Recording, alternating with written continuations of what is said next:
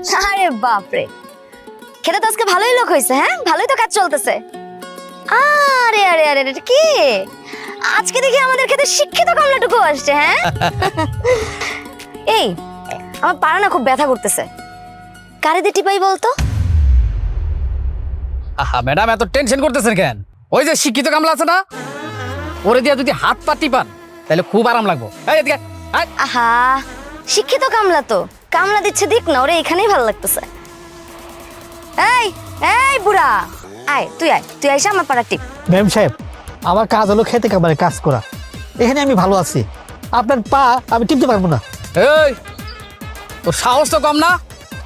তুই আমার মেম সাহেবের মুখে মুখে তর্ক করতেছস, না বলে দিছস তোরা সব করে লিখে আমাকে মেম সাহেবের কামলা। হ্যাঁ যদি তো করে এনে হইতে কয় তোরা হবি, বইতে কইলে ববি, হাসতে কইলে হাসবি। এত কথা কস কেন? আয় হাত পা টিপাতে। করলাম তো পারবো না। ম্যাম সাহেব, আপনি এটা কি কইতেছেন? আমরা হইছি কামলা মানুষ, ক্ষেত খামারে কাজ করবো। আপনার বাপে তো আমাকে রাখছে কাজ করুন লাইগা এই ক্ষেত খামারের মধ্যে। আমরা তো আপনাকে বাড়ির ওই গোলাম না যে আমরা আপনাকে পাও টিপমু, আমরা পারবো না। এই কি রে, তোদের তো দেখি ভালোই মুখ ফুটছে। হ্যাঁ, তোদের মুখটা কেন ফুটছে আমি খুব ভালো মতোই বুঝতে পারতেছি। এই শিক্ষিত কামলা না, এই শিক্ষিত কামলা তোদের মাথাগুলো এইভাবে চিবায় চিবায় খাইতেছে। কি রে, এখনো দাঁড়ায় আছিস কেন? আয় পাটা টিপ বুড়া। পাংখা গজাইছে না, খুব পাংখা গজাইছে। এই পাংখা কি করে ছাটাই করতে হয় সেটা আমিও খুব ভালো করে জানি। এই ওকে ধরে নিয়ে আয়, ওকে ধরে নিয়ে আয়। ওর বিচার আমি আমার বাপের সামনে করব। আর কেউ যদি বাধা দেস, কালকে থেকে আমার বাবার খেতে কাজ করা বন্ধ। তোরা ভুলে যাইস না, আমার বাপের জমিতে কাজ করে তোদের পেটে খাবার জোটে। আর আমি যদি সেই কাজ বন্ধ করে দিই না, তোদের না খেয়ে মরতে হবে। তুই দাঁড়ায় আছিস কেন? যা ধরে নিয়ে আয়।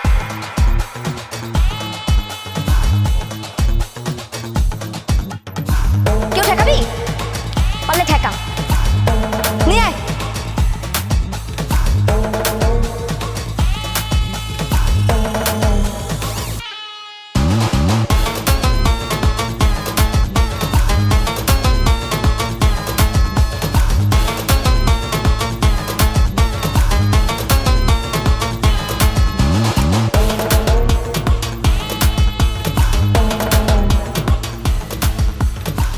আপনারা একটা মানুষ একটা কথা বললেন না।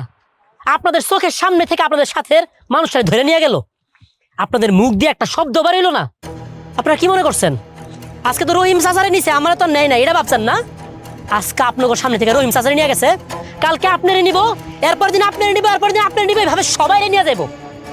এই অত্যাচার, এই অবিচার জীবনও কোনদিন থাকবো না যদি না আপনারা প্রতিবাদ না করেন।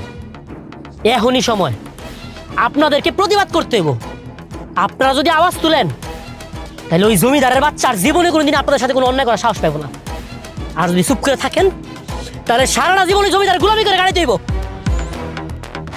তাহলে আপনারা কি করবেন চিন্তা করেন। সব